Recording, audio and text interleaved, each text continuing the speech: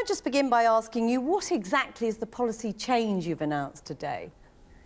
So what we're saying is, under the new state pension system to come in from April 2016, the pension you get will be based on what you yourself have put into the system, not anything to do with your husband or wife. And that old system has been in place since the Second World War, and we just think it's out of date, paying people pensions based on their husband or their wife's record. But, I mean, you yourself have chosen to focus on people living abroad. You are talking about people getting a state pension who've never set foot in this country. I mean, how many people would that cover?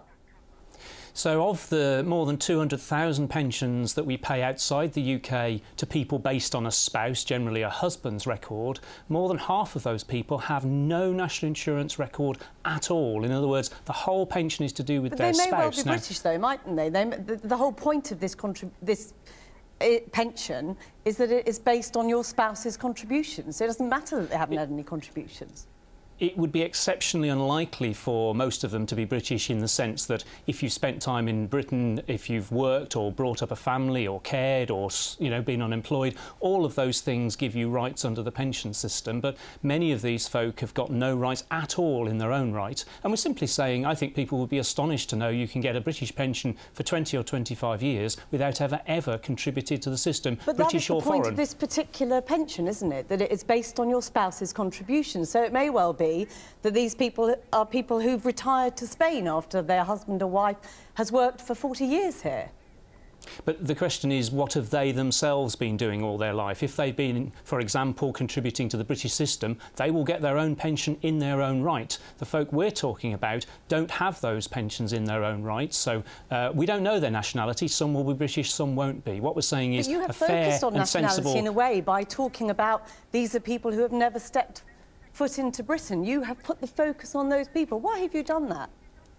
So what we're saying is that we're trying to design a system not like in the 1940s, where the pension you got was based on your spouse, but a modern system where it's about your own record. And what we've noticed is, in Britain, the number of people getting pensions based on a spouse has been falling, but outside the UK, the numbers we're paying are actually increasing. So this is going to be more and more of an issue, and the reason we're focusing on pensions outside the UK is those are the ones that are growing.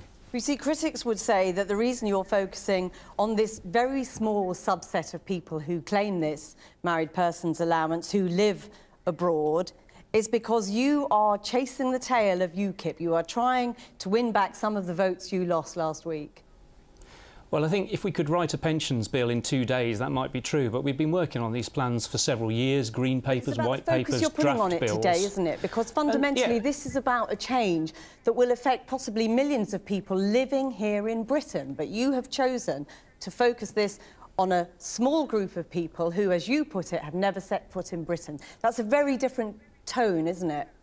And part of the reason for that is that we've spoken at some length about how the new system will be fairer for women, fairer for the self-employed, better for the low-paid. And the aspect of it that we haven't really talked about is the way that it will be about individuals, not couples. So we're illustrating another good feature of the new system with reference to the fact we're paying pensions to folk who've never put into the system, and we think that's one of the reasons why the new system will be fairer. But as I say, the focus already has been on this very small subset of people. Isn't this rather a cheap attempt to win votes from this idea we're tackling foreigners who are getting something for nothing?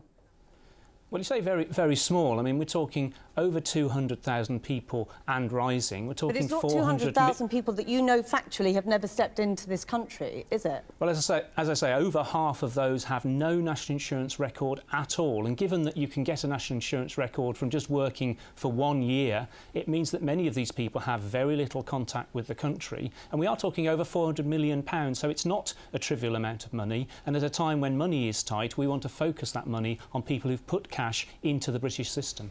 But what you're not focusing on are the millions of people, possibly around 2 million people who here will lose out as a result of this change. Well, I don't recognise that number at all. I mean, clearly, in future, most women, for example, reaching state pension age, have a pension in their own right. As I say, in Britain, relying on your husband is becoming rarer and rarer, whereas overseas it's becoming more and more common. And that's why we're changing the system, because we don't think going forward a system that's about what your spouse did is a sensible basis for a modern pension system. But to that point, this change was going to come anyway. Why have you decided to focus it in this way in terms of the way that you have talked about it? Well, this change wouldn't have come without our reforms. In other words, we would have been going on paying increasing numbers of pensions to people outside the UK. They would have been the dominant proportion over time. And what we're saying is that a modern pension system should be about you and what you've put in. And with our reforms that come in 2016, it will be a simpler and fairer system. We'll legislate for that, starting with the Queen's speech later this week, and that's why we're highlighting it. Steve Webb, thank you very much for joining us.